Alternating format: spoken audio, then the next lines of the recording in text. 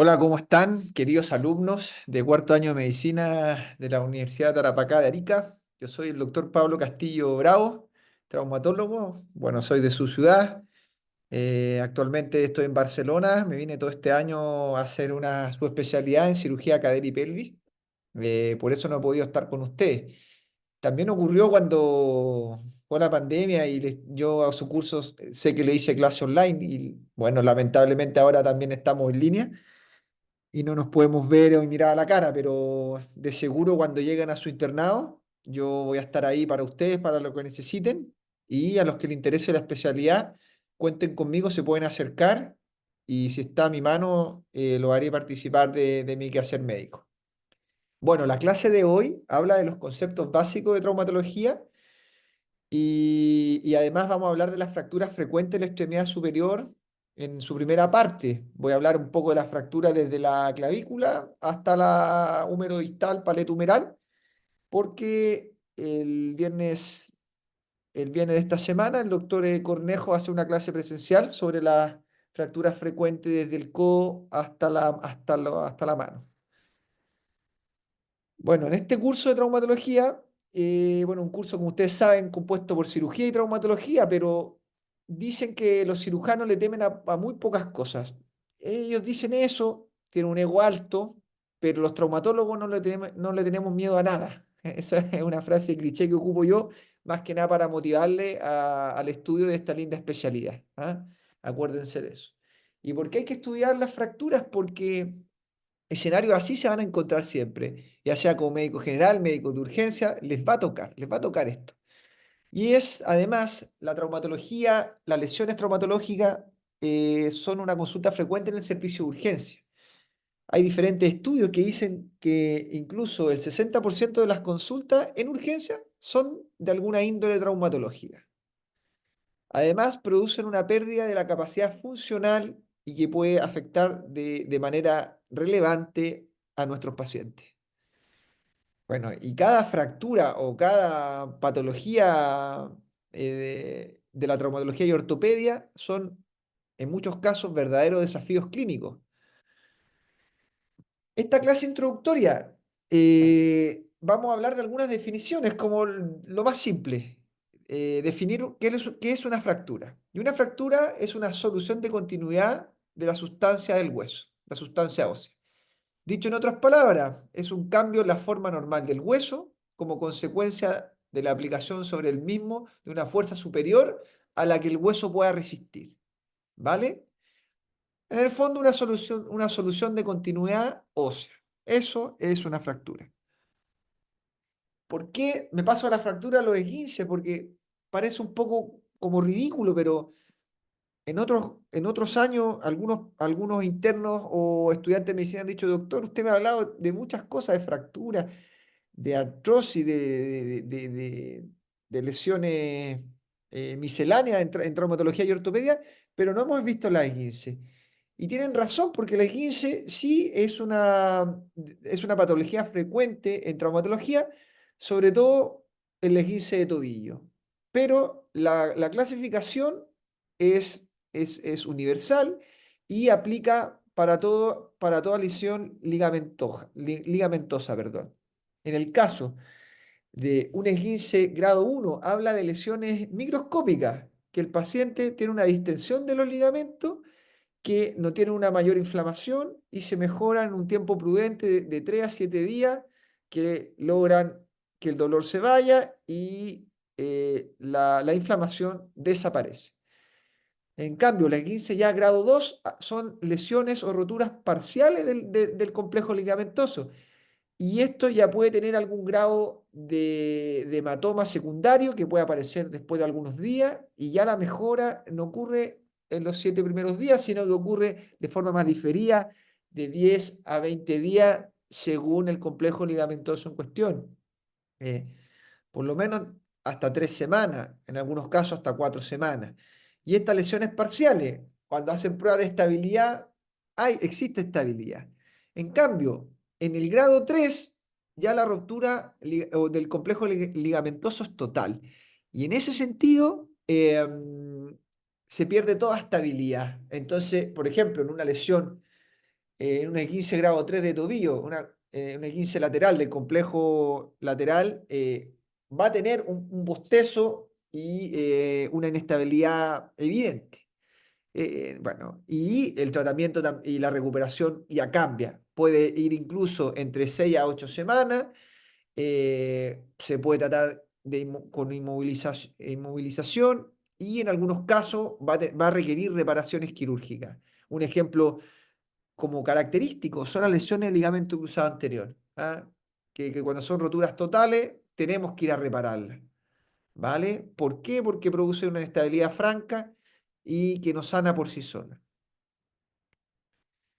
Lo otro, como una clase introductora y también eh, siempre van a escuchar, no, no, este es traumatólogo, no sabe medicina. No, bueno, la verdad que no es así, pero muchas veces nos dicen, no, va a ir al traumatólogo, va a ir al carpintero. Bueno, algo de eso tienen razón, porque trabajamos con herramientas, ¿ah? Porque ponemos placas, tornillos, agujas, clavos, entre otras cosas. Eh, pero más que un carpintero, nosotros nos parecemos más a los jardineros. ¿Por qué? Porque los tejidos están vivos, ¿ah? El hueso está vivo. Entonces, si yo tengo un maltrato de mis partes blandas, y pongo o hago cirugías con osteosíntesis rígida, claramente ese paciente no se va a mejorar y por eso eh, es mejor que nos vean como jardineros antes que carpinteros, que históricamente era mucho más carpintería, pero hoy sabemos mucho más, aplicamos los conceptos biológicos y el resultado se optimiza. También les quiero hablar un poco de los principios básicos del tratamiento de las fracturas, ¿vale? Ahí la O formuló 4 principios básicos de la osteosíntesis para hacer una cirugía de estabilización de las fracturas.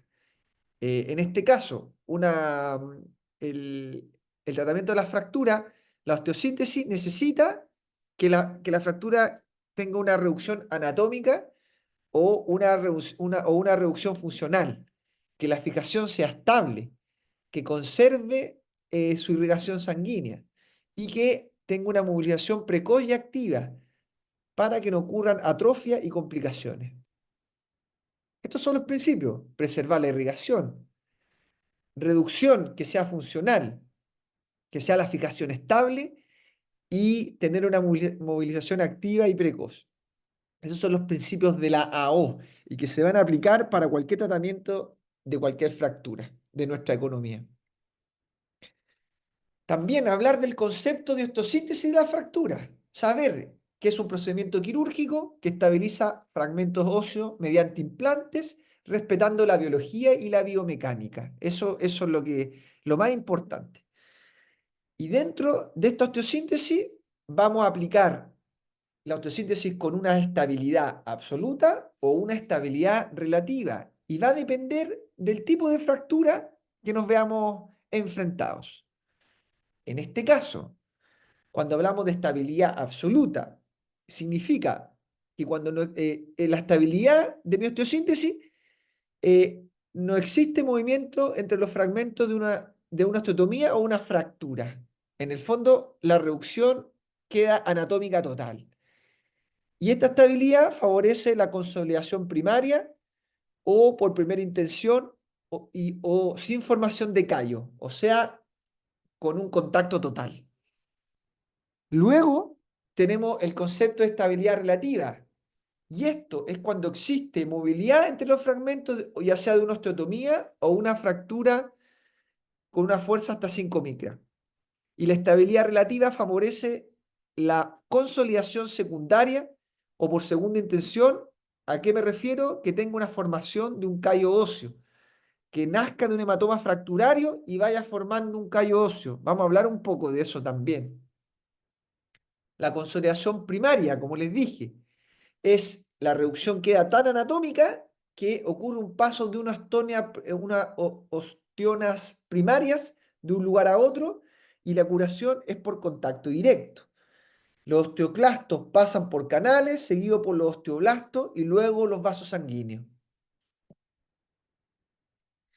En cambio, la consolidación secundaria es a través de una formación de un hematoma, ocurre una inflamación y posteriormente una reparación y una remodelación.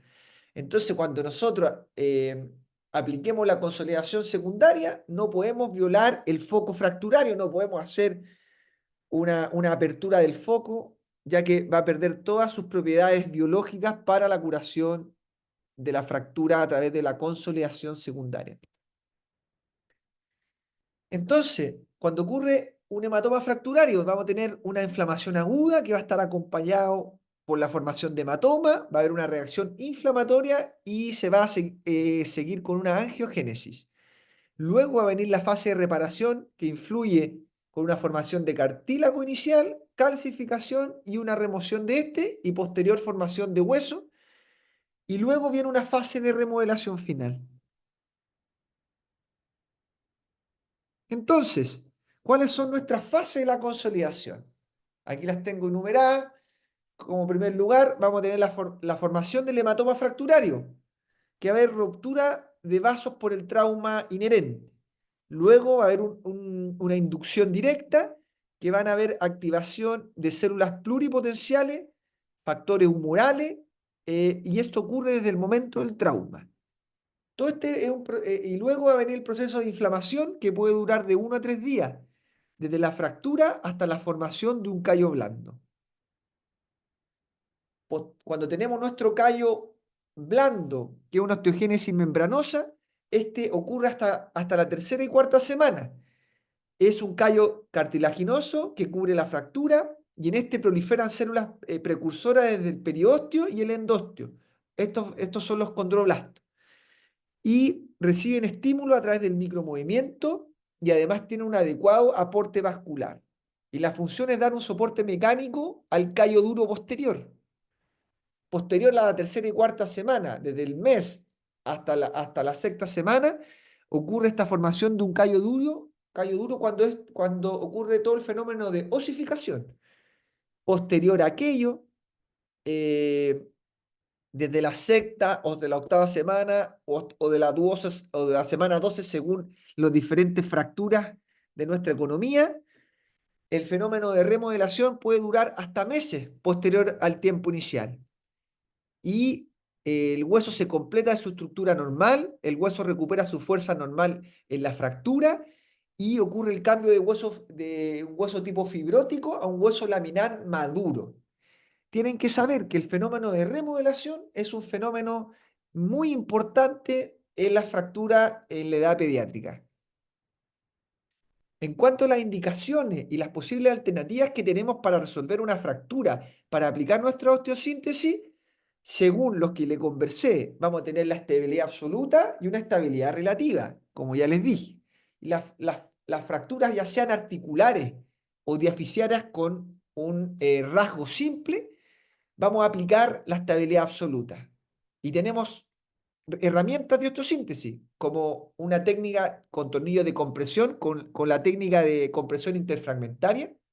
También podemos ocupar placas de compresión, como las placas DCP.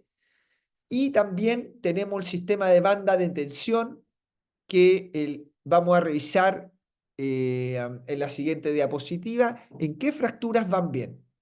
También tenemos la estabilidad relativa, que se aplican generalmente para fracturas diaficiarias, extraarticulares, fracturas conminutas que no sean articulares, y eh, la estabilidad relativa la podemos aplicar con el uso de una férula, de un yeso, o en cuanto a la osteosíntesis, con una placa puente que puentee nuestro foco fracturario, con un fijador externo, que es típico cuando tengan daño de partes blandas, o una fractura muy conminuta nos puede sacar de un problema inicial.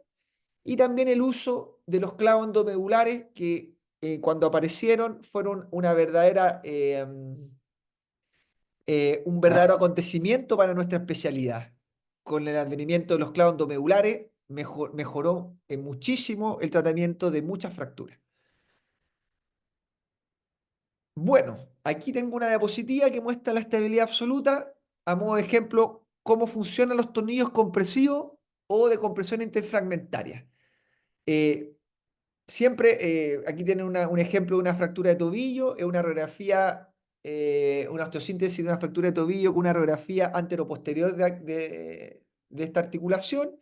Y ustedes pueden ver que, bueno, no lo pueden ver acá, pero yo les cuento que es una fractura con un rasgo oblicuo largo y fue manejada con este tornillo de compresión y que se hace un brocado en la cortical más proximal mayor al diámetro de la cortical distal. Entonces, al colocar nuestro tornillo, la fractura se comprime.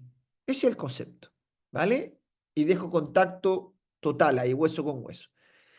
También existe este concepto con las placas DSP, la Dynamic Compression Plate. Estas placas, bueno, ahí hay un ejemplo que tienen distintos tamaños y tal, pero por ejemplo, se ocupan mucho para las fracturas de antebrazo. Estas placas de CP, en donde yo tengo un rasgo simple y yo necesito darle una estabilidad absoluta. ¿Por qué? Porque tienen sus orificios más ovales y si yo pongo mi tornillo en el extremo, mirando la fractura, eh, al bajar el tornillo, la fractura va a comprimirse. Si es que yo un tornillo lo pongo más excéntrico, ¿vale? Coloco un tornillo más en el centro y un tornillo excéntrico. Entonces, ese efecto va a hacer que mi fractura se comprima. Por eso las placas de SP tienen hasta el día de hoy una utilidad enorme para nuestra especialidad. Y luego tenemos el principio de la banda de tensión o nuestra osteosíntesis tipo Obenque o cerclaje en 8 o cerclaje, digamos, circular, que generalmente nos ayudan a resolver fracturas a nivel del olecranon, que es parte del cúbito proximal, o fractura a nivel de la rótula con rasgos simples transversos, ¿vale? Entonces, nuestro OVENC o sistema de banda de tensión, como lo quieran llamar, eh, se ocupa en general, lo más clásico, en fracturas de olecrano y fracturas de rótula. Luego tenemos nuestras fracturas que podemos resolver sin violación del foco de fractura. Y es cuando hay una conminución diaficiaria muy importante, por ejemplo. Y ahí aplicamos el concepto de estabilidad relativa. Y ahí nos va muy bien el uso de placas puente. Y se pueden colocar con técnicas mini invasivas. Podemos hacer heridas pequeñas, ya sean proximales y distales, puentear nuestro foco de fractura sin abrir la piel en ese sitio y poner tornillo hacia proximal y hacia distal. Esas son las famosas placas puente. Existen unas placas, por ejemplo, las LCP, que van muy bien con el concepto de placa puente. También podemos puentear las fracturas con un fijador externo. Y eso es cuando tenemos mucho daño de partes blandas, como se ve en el ejemplo acá de una fractura expuesta de pierna. Y también tenemos el uso del enclavijado endomedular, el clavo endomedular, que andan muy bien para fracturas conminutas, fracturas segmentarias, fractura de huesos largos. Andan perfectos los clavos endomedular, ¿vale? Ahí les puse un ejemplo de, por ejemplo, bueno, esto no es una fractura diaficiaria propiamente tal, pero una fractura pertrocantérica o fractura lateral del fémur proximal o fractura lateral de cadera. Y a través de este clavo cefalomedular, con el concepto de estabilidad relativa, se logra la solución del problema. Bueno, también quiero hablar un poquito del advenimiento de las placas bloqueadas, que también llegaron a revolucionar un poco el tratamiento de nuestras fracturas. ¿Y por qué? Porque estas placas bloqueadas combinan conceptos de estabilidad, ya que pueden darnos estabilidad absoluta o una estabilidad relativa. Pero saber que el bloqueo ocurre a nivel de la placa y es porque queda el hilo está en el tornillo. Entonces, el tornillo que va a través de la placa queda fijo a la placa y no haciendo compresión directa al hueso. Y es una muy buena alternativa para fracturas periprotésicas y también para fracturas con compromiso articular y también para fracturas que el paciente tiene una muy mala calidad ósea con una porosis importante, una osteoporosis, en pacientes octogenarios sobre todo, ¿ah? En pacientes ancianos. Va muy bien estas placas bloqueadas. Aquí le puse, por ejemplo, un ejemplo de una fractura de húmero distal con compromiso articular, fractura de paleta humeral. Aquí le puse una fractura de platillos tibiales, digamos, con un compromiso importante, con minución, con compromiso articular, con conminución metafisio-deficiaria. ¿Y cómo se resuelve con estas placas bloqueadas? Aquí le puse una fractura periprotésica, pero un paciente octogenario con muy mala calidad ósea a nivel de la rodilla, con una fractura fémur distal con minuta, y vemos cómo estas placas bloqueadas nos dan una solución espectacular. Bueno, cuando yo hago una osteosíntesis o elijo algún tratamiento de mi fractura, también podemos tener complicaciones. Bueno, podemos hablar todo el día sobre las complicaciones de la fractura, pero tienen que saber que si una fractura no logra consolidar, significa que estamos en presencia de una pseudoartrosis o una no unión. Y eso es cuando las fracturas no logran consolidar en el tiempo que se espera. Em, y el tiempo que se espera, o a menos que uno crea que sin cirugía no se va a mejorar. Históricamente fueron definidas la no unión o pseudoartrosis como fracturas que no lograron consolidar antes de 6 meses, ¿vale? Pero eso es bien relativo. Si uno ve que la fractura no va consolidando dentro de los primeros 6 meses, pero que se está demorando más de la cuenta, el concepto a utilizar es retardo de consolidación. Ya si hablamos que una fractura no consolidó en el tiempo esperado, antes de 6 meses o 9 meses, según dónde ocurra la fractura en nuestra economía, podemos hablar de una no unión o una pseudoartrosis hipertrófica o una no unión o una pseudoartrosis atrófica. El término no unión es mejor que el término de pseudoartrosis. ¿Por qué? Porque el pseudoartrosis está asociado a la unión hipertrófica. Aquí tengo un ejemplo donde ustedes ven en esta fractura de pierna, fractura de tibia, tercio medio, se generó esta verdadera imagen de pata en elefante, ¿ya? Y a eso le llamaban una pseudoartrosis, como una neoarticulación que se formaba. Y en general ocurre porque el tratamiento que se eligió no dio la estabilidad suficiente. Pero tiene una biología respetada, entonces esa micro siempre trata de consolidar y genera mucho hueso, pero no logra la consolidación requerida.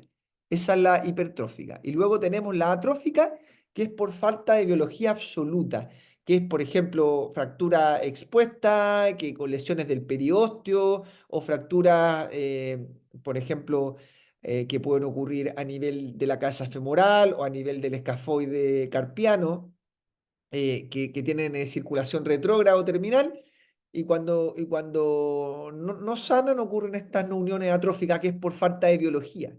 Entonces, cuando yo quiero solucionar una no unión hipertrófica, yo tengo que mejorar la estabilidad. Entonces, muchas veces basta con poner una placa con una estabilidad adecuada. En cambio, si yo quiero mejorar una fractura atrófica, no basta a veces con solo darle estabilidad, tengo que aportarle biología y hay que hacer una acrudentación de los bordes para que queden sangrantes, o hay que hacer un aporte, digamos, biológico, ya sea por ejemplo, con autoinjerto óseo. Bueno, esa era un poco la clase, digamos, de los conceptos básicos de la traumatología, y espero que logre motivarlos como futuros médicos o, por qué no, futuros traumatólogos, y podamos trabajar juntos en algún minuto. Pero ahora les voy a hablar de las fracturas de la extremidad superior en la parte uno, porque acuérdense que les dije el doctor Conejo, el viernes les va a pasar la fractura de extremidad superior del adulto en su segunda parte. De las fracturas de la extremidad superior, vamos a empezar a hablar de las fracturas de clavícula, que son fracturas súper frecuentes, generalmente asociados a mecanismos de alta energía. Eh, en general, estas fracturas pueden ir asociadas a otras complicaciones, así que cada vez que se vean enfrentados a una fractura de clavícula, tienen que examinar bien lesiones asociadas, ya sea, por ejemplo, como el trauma torácico, ¿vale? Que no estén en presencia de un neumotórax, un hemotórax, ir a buscar otras lesiones. No se queden tranquilos, si no tiene una fractura de clavícula, ya está. Hay fracturas asociadas, como son de alta energía o accidente de tránsito, pueden ir asociadas a fracturas de escápula, eh, como les dije, a un trauma torácico en general, ¿vale? Estas fracturas son el 5% de las fracturas en el adulto y el 80% de las fracturas se pueden clasificar que ocurren en el tercio medio de este hueso. Las fracturas que son más laterales están asociadas a lesiones de la articulación acromioclavicular y el manejo quirúrgico en general va enfocado a estabilizar esta articulación. Y las más infrecuentes de estas fracturas son las del tercio medial, que van del 3 al 5%. Como les dije, pueden ser por un mecanismo de alta energía, que son en pacientes jóvenes, accidentes de tránsito, lesiones deportivas, y su mayor incidencia ocurre en el tercio medio. Lo otro que hay que descartar lesiones asociadas. Estoy repitiendo lo mismo para que no se les olvide. Y las fracturas de baja energía ocurren en mujeres posmenopáusicas por caídas a nivel y aumenta el porcentaje de fracturas laterales y mediales cuando son de baja energía.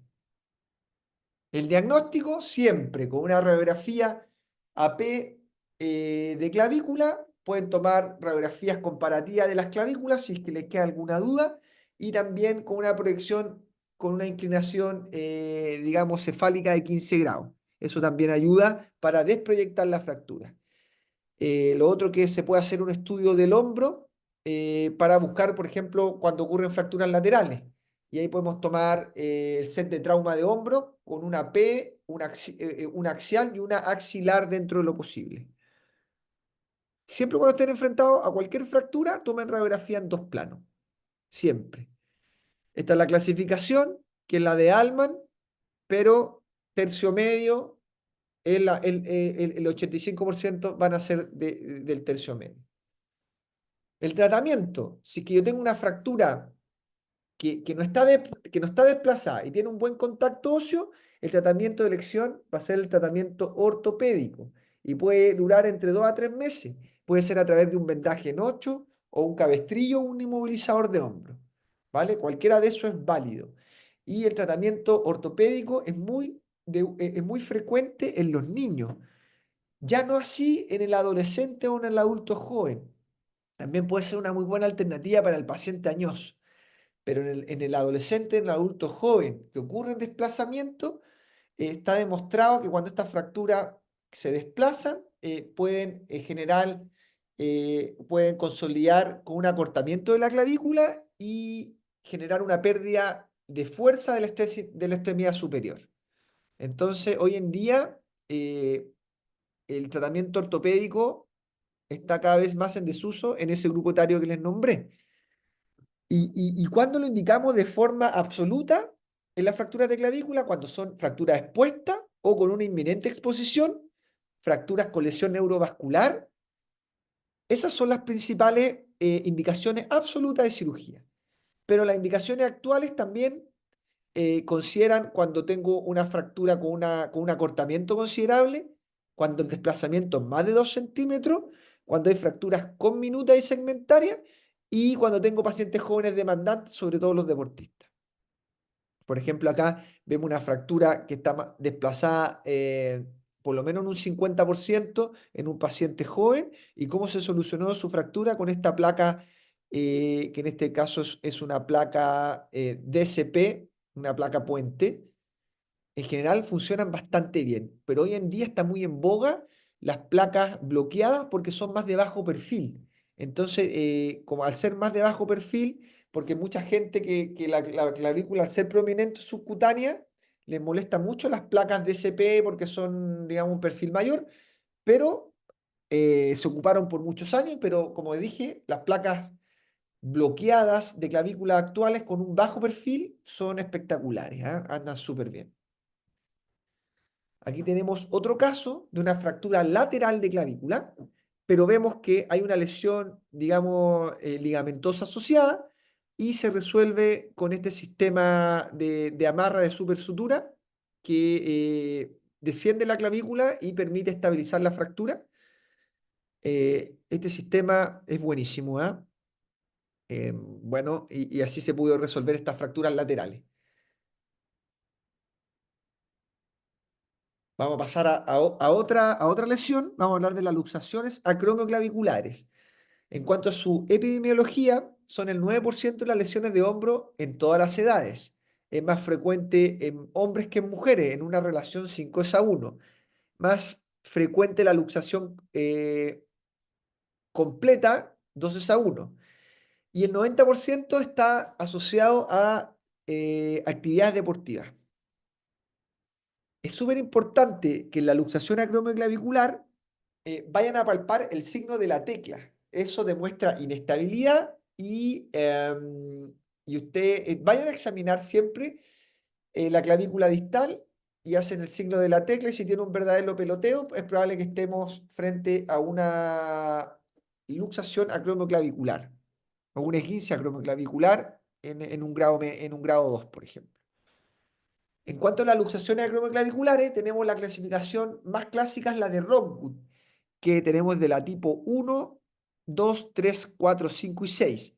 La tipo 1 y 2 en general son de manejo ortopédico.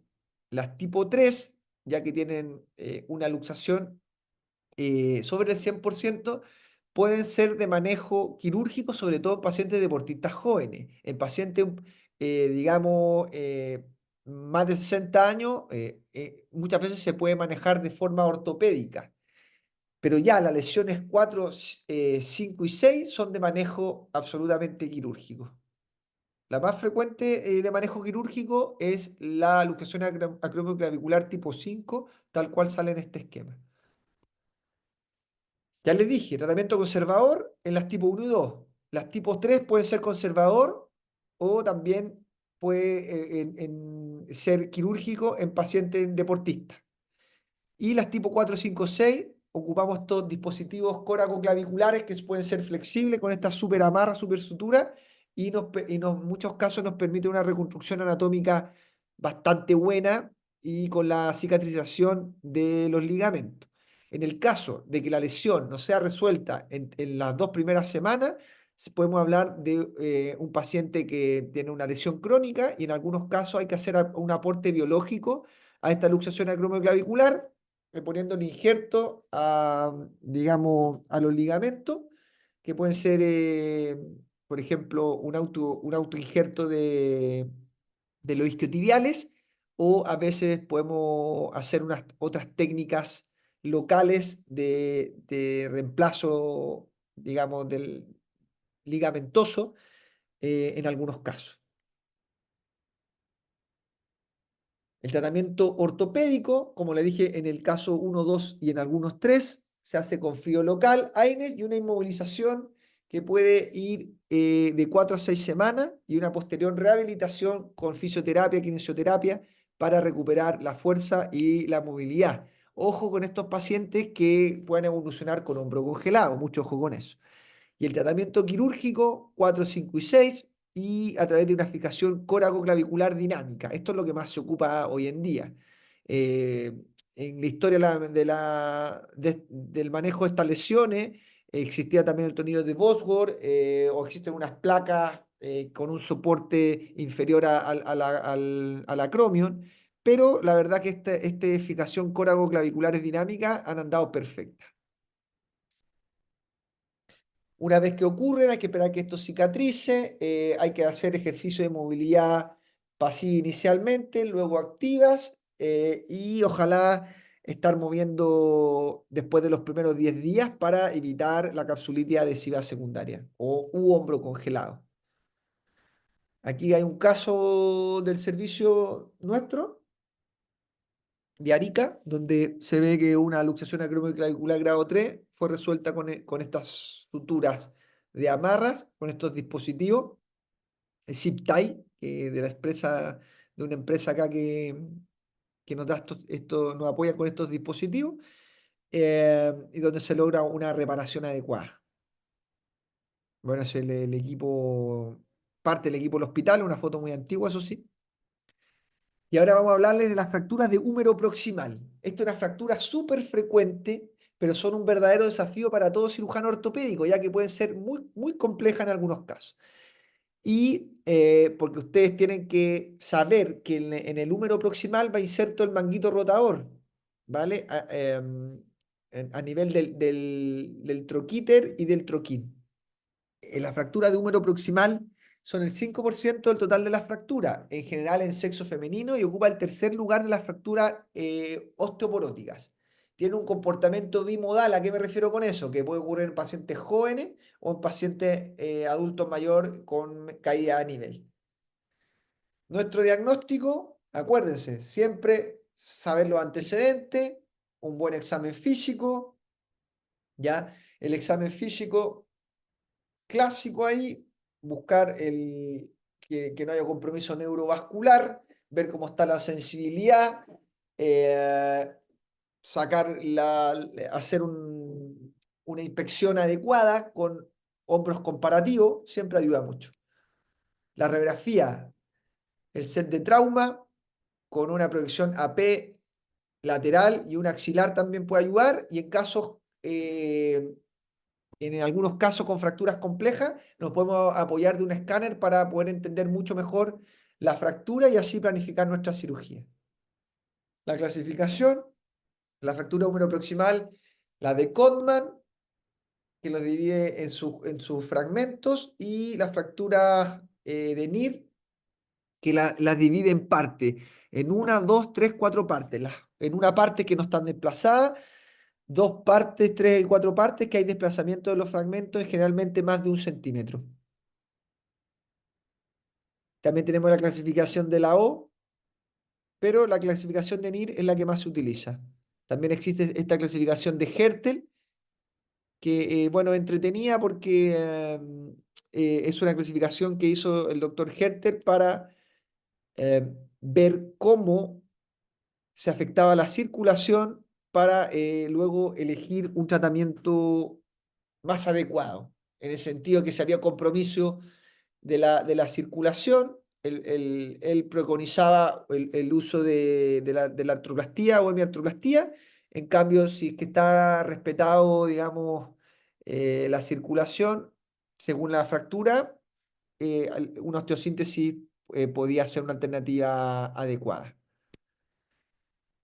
Como les dije, el tratamiento ortopédico, cuando tengo fracturas no desplazadas, va muy bien en pacientes pediátricos, y va muy bien también en pacientes adultos mayores que tienen baja funcionalidad y que no hay un mayor desplazamiento. El tratamiento ortopédico absolutamente válido, pero el tratamiento quirúrgico es súper importante en algunos pacientes con una edad adolescente o en la medianía de la edad de la vida. Va muy bien el tratamiento quirúrgico para una movilización precoz y una movilidad temprana. Y este puede ser a través de una hemiartroplastía o una prótesis reversa de hombro, o también puede ser el tratamiento con una placa bloqueada, y por qué no, hoy en día está muy en boga el uso de enclavijado endomedular. Esta es la técnica clásica que ocupamos en nuestro hospital para la fractura desplazada húmero proximal: posición silla playa, abordaje del pectoral, una reducción abierta, posición de la placa, una buena visión en dos planos intraoperatoria, y luego evaluar la estabilidad. Y aquí tenemos cómo también una fractura en cuatro partes se puede resolver con el uso de un clavo endomedular, como sale en esta diapositiva. La rehabilitación, ejercicios de movilidad pasiva, sobre todo las primeras semanas, y posterior a la consolidación, empezar con la movilidad activa para luego tener una recuperación funcional adecuada. Vamos a hablar de la luxación de hombro. ¿Por qué? Porque es una lesión súper frecuente. Eso sí, la luxación de hombro, esa tienen que, acuérdense que la vea de luxación acromioclavicular, signo de la tecla. En cambio, la luxación de hombro, tenemos el signo de la charretera. ¿vale? Tal cual sale en esta imagen. Súper importante porque a mí me lo preguntaron en el examen médico nacional en mi año, así que para que ustedes no se olviden de los signos clínicos de estas diferentes lesiones. Vale, la luxación de hombro las podemos clasificar según estabilidad eh, y según el mecanismo y la dirección. Pueden ser traumática, atraumática o por microtrauma repetitivo. Pero lo más clásico es que sean lesiones traumáticas. Y de las traumáticas podemos clasificarlas según la dirección, que pueden ser anteriores, posteriores o multidireccionales. Generalmente las multidireccionales son pacientes hiperlaxos y que no han tenido y que son atraumáticos. En cambio, las direccionales anteriores o posteriores son en general por un carácter traumático. De estas, la anterior es la más clásica. Más del 95% de la luxación glenumeral o de hombros son anteriores. Y las posteriores en un muy bajo porcentaje, de 2 a 4%. Y en general está asociado a un shock eléctrico o pacientes, digamos, que puedan presentar algún tipo de convulsión, los epilépticos, por ejemplo. Ellos le ocurren esas luxaciones posteriores. Pero lo clásico son los pacientes con luxaciones anteriores. Con eso se van a encontrar mayormente. La luxación anterior de hombro, el paciente va a tener un dolor intenso, va a haber una prominencia de la cabeza humeral bajo la coracoide, va a tener una posición en abducción del brazo y el signo de hombro en charretera. Aquí, como sale este esquema. Un acromion prominente, el hombro va a estar aplanado, la cabeza humeral va a estar prominente bajo la coracoide, el brazo va a tener una ligera abducción, el codo una flexión, y esa va a ser la actitud del paciente. Tal cual sale este es el aspecto clínico. El estudio radiológico eh, lo vamos a hacer con la serie de trauma de hombro y a través de una radiografía P verdadera, axilar y una lateral de escápula. ¿Vale? Y así lo que es una radiografía clásica AP de una luxación anterior de hombro o glenumeral anterior. El estudio lo podemos complementar con un escáner, una ecografía, una resonancia, ¿ya? Para buscar lesiones asociadas. Saber que la luxación anterior de hombro, cuando tenga la sospecha, siempre tomar radiografía, ¿dale? Con el set de trauma AP verdadera de hombro y con una lateral o una axial de escápula y también puede ser una axilar, pero como ese paciente va a llegar con mucho dolor, siempre en dos planos. Y esa radiografía es súper importante porque si yo quiero hacer una maniobra de reducción, tengo que descartar que no vaya a tener una fractura. ¿Por qué? Porque yo puedo provocarle alguna lesión neurovascular por no haber tenido una imagen radiológica previa. Así que cuando tengan la sospecha, siempre tomar radiografía y luego hacer las maniobras si se estima conveniente.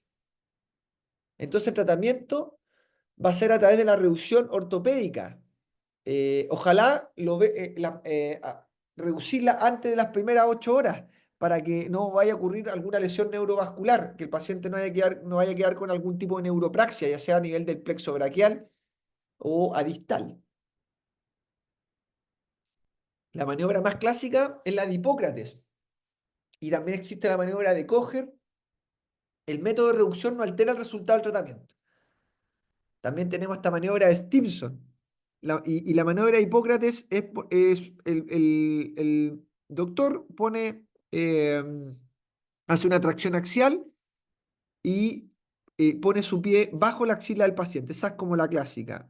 Y esta maniobra también existe la tracción contra tracción, que es la Hipócrates modificada, que podemos pedirle a un ayudante que nos ponga una sábana bajo la axila, que haga una tracción contra nosotros y nosotros le hacemos una contratracción, siempre axial. Estos pacientes idealmente hacerlo bajo alguna sedación, se puede ocupar, por ejemplo, un Dormonid bajo analgesia o se puede ocupar anestesia local interarticular para que podamos hacer la reducción. Si es que no se puede, en el servicio de urgencia se intenta.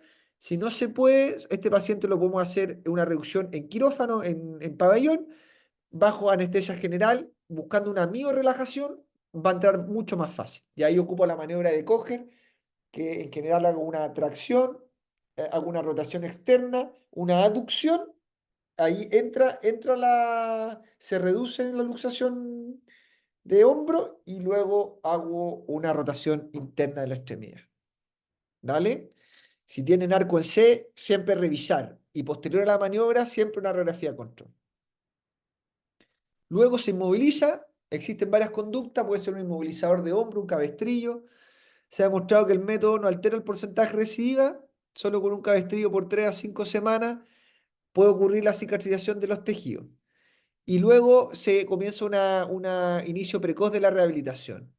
Eh, bueno, en algunos casos, cuando ocurre una luxación de hombro en pacientes jóvenes, no es raro que tengan luxaciones recidivantes. Y ahí siempre es bueno derivarlo al traumatólogo, si es especialista, su especialista en hombro, aún mejor, para que pueda hacer un estudio complementario, ya que alguna inestabilidad de hombro van a requerir de cirugía, como la reparación, digamos, que puede ser artroscópica, o también hay otras cirugías como la cirugía de la Target para darle una estabilidad a estas lesiones.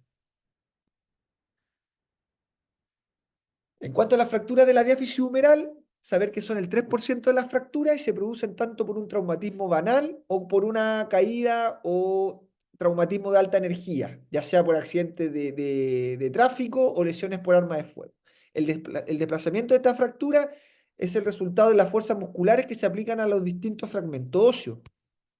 Las fracturas diaficiarias de húmero, eh, bueno, siempre tienen que hacer un buen estudio neurovascular, ya que cuando son estas fracturas a nivel del diáfisis humeral, a nivel de tercio medio distal, puede lesionar el nervio radial y pues el paciente puede presentarse con una mano caída o mano en gota, para que lo tengan en claro. Tercio medio distal, fractura de Ornstein-Lewis, un tipo de fractura deficiaria de húmero, y también cuando ocurre algún daño del nervio radial, cuando se opera este paciente, siempre hay que ir a buscar esa lesión y por ende hay que hacer una reducción abierta y una fijación de la fractura para ver la indemnidad del nervio radial.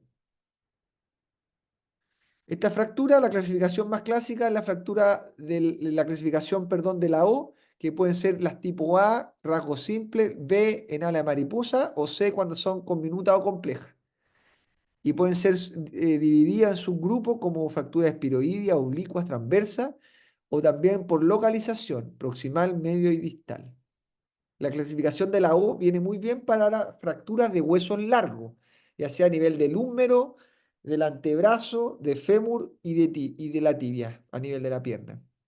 El examen físico, no realizar maniobra de reducción porque a veces nosotros podemos provocar un daño secundario por tratar de reducir esta fractura, pero sí tratar de colocar una inmovilización para calmar el dolor. Es el manejo inicial. Y siempre ir a buscar las lesiones neurovasculares, como ya le expliqué, la lesión del nervio radial, que es la más frecuente en las fracturas de húmero diaficiaria. El tratamiento. Se puede hacer tratamiento ortopédico cuando no tengo una fractura con mayor desplazamiento. El tratamiento ortopédico anda muy bien en fracturas espiroideas u oblicuas largas, pero necesitamos un estricto seguimiento de esta fractura y el paciente tiene que ser muy cooperador e inteligente. Eh, el tratamiento ortopédico puede ser una muy mala elección para los pacientes obesos o pacientes que tengan mamás grandes, ya que el desplazamiento es muy frecuente en estos casos y el uso de inmovilización se hace más complejo por las dimensiones del paciente. Y el tratamiento puede ser con métodos de inmovilizador de hombro, un cabestrillo, un yeso torobraquial, un yeso colgante o un brace, tal cual sale en esta diapositiva.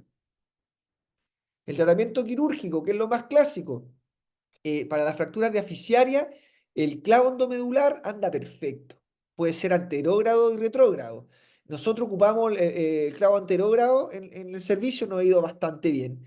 Eh, cuando yo voy a pensar en un tratamiento a lo mejor con una placa y no con un clavo, si es que yo tengo fractura más cercana a la articulación. O si es que tengo un paciente, como les dije, que tengo sospecha de un daño neurológico. Entonces tengo que abrir el foco de fractura y la placa me puede ayudar. Pero si no, si tengo un paciente que tiene una fractura con indemnidad neurovascular y diaficiaria, no violo el foco de fractura y pongo mi clavo endomedular aplicando el concepto de estabilidad relativa. ¿Cuándo ocupamos el tratamiento con fijador externo? Cuando tengo un daño de partes blandas importante o una fractura expuesta. Las indicaciones quirúrgicas per se de la fractura deficitaria de húmero. Fractura expuesta, fracturas con lesiones vasculares, fractura ipsilateral a nivel del antebrazo o bilateral de húmero, politraumatizado, fracturas desplazadas con extensión articular, fractura en hueso patológico. Esas son indicaciones quirúrgicas absolutas. Otras indicaciones, fracturas segmentarias o que tengan un alineamiento inaceptable. Hablé de las placas recién, que ya les dije, ya les soplé, ¿ah? Que nuestra reducción, las ventajas que podemos lograr una reducción anatómica, tienen menor incidencia de rigidez de hombro y tienen una menor necesidad de una segunda cirugía. Las placas que se ocupan en general son estas placas de CP de gran fragmento, ojalá con 8 corticales. ¿Qué significa eso? Que tenga 4 tornillos proximales y 4 tornillos distales al foco de fractura. Y tenemos y cada tornillo tiene una cortical más proximal y una distal. Entonces, cuando yo hablo de dos corticales, es que un tornillo atraviesa la cortical proximal y la cortical distal. Cortical proximal, cortical distal, cortical. Ahí cuando entiendan, cuando le hablan, no, es que le puse 8 corticales. Significa 4 tornillos por lado, pero que se afirman en 8 corticales. El postoperatorio, uso cabestrillo y siempre tratar de mantener la movilidad del codo y de la mano. Y la fisioterapia, ojalá comenzarla a las 24 horas de la cirugía. El clavo endomedular, ventaja, que preservo el hematoma, no daño las partes blandas, incisiones pequeñas y andan muy bien en fracturas segmentarias, en hueso patológico o en politraumatizado o quemado. Y me encanta el clavo endomedular cuando no hay lesiones neurovasculares, como les dije. Aquí tenemos un ejemplo de enclavijado endomedular. Anda muy bien también para los pacientes obesos, con mama grande, como le dije. ¿Ah? Dos incisiones pequeñas proximales. Hacemos nuestro enclavijado anterógrado y luego fijamos a distal bajo rayo con una fijación distal a mano alzada. Ya hablando de las fracturas de paleta humeral, estoy terminando, ¿eh? Estoy bastante cansado, una clase larga, extensa. Esta sí, la fractura de paleta humeral o de húmero distal son un verdadero desafío clínico. No todos se meten ahí, ¿eh? Son cirujanos generalmente muy avesados y son el menos del 2% de las fracturas. Son de difícil tratamiento porque la anatomía es difícil y tiene una fina cubierta de partes blandas. Y lo otro es que la tasa de complicación es altísima. Entonces no todos quieren operar estos casos porque la rigidez de codo es muy frecuente en estos pacientes. Pero gracias al advenimiento de las placas bloqueadas y con una buena técnica de osteosíntesis y una movilidad precoz se ha logrado mejorar, digamos, el pronóstico de estas fracturas. Pero como les dije, un verdadero desafío para los traumatólogos. Entonces, cuando tengan esta fractura paletohumeral con compromiso articular, hay que ir a mirar esa articulación. Y lo primero es hacer una reducción anatómica de la carilla articular. Y eso lo podemos armar con varias agujas de Kister. Posteriormente hacemos esa estabilización provisoria y luego podemos usar placas bloqueadas en un constructo de 90 grados o paralela de 180 grados eh, afirmando ambas columnas, la columna medial o lateral de la paleta humeral. Para ingresar a la articulación existe una técnica que yo puedo hacer una osteotomía del olecranon, levantar el tríceps, ahí destechamos la fractura, vemos de forma directa la articulación. Cuando vean esta cirugía, hay que ir a buscar el nervio cubital, digamos, hacer una neurolisis, separarlo, ya que o si no lo podemos lesionar de forma fácil. Así que, como les dije, un verdadero desafío clínico y bueno, les quería mostrar ese ejemplo. Acá hay un ejemplo de una fractura muy conminuta, eh, compromiso interarticular de la paleta humeral. Aquí vemos el escáner, es de un paciente mío, y ahí vemos cómo logramos resolver las fracturas con esta placa en 90 grados. Aquí se ve eh, una placa medial y una placa posterolateral de reconstrucción, y además hicimos una osteotomía y luego pusimos unos benque para el cierre de esta osteotomía. Un resultado bastante bueno. Bueno, querido alumno, muchas gracias. Les pido disculpas por no poder estar con ustedes, me encantaría, pero les aseguro que en muy poco pronto nos vamos a poder ver y nada, estoy para lo que quieran. Así que me estuve comunicando con su delegado, ¿ah? Para coordinar cualquier duda. Así que cualquier cosa me lo hacen saber a través de Alonso o me pueden escribir un mail. Le piden el mail a su delegado y ya está. Yo hablo con ustedes. Les mando un abrazo, querido alumno. Espero verlos pronto. Que tengan un excelente fin de año y que pasen todo a quinto año de medicina. Saludos. Nos vemos en la próxima clase, ¿ah? Son varias clases que les voy a hacer de forma, digamos, online. Así que esta es la primera de, creo que tengo 6 clases este año con ustedes. Eso, que estén bien. Chao, chao.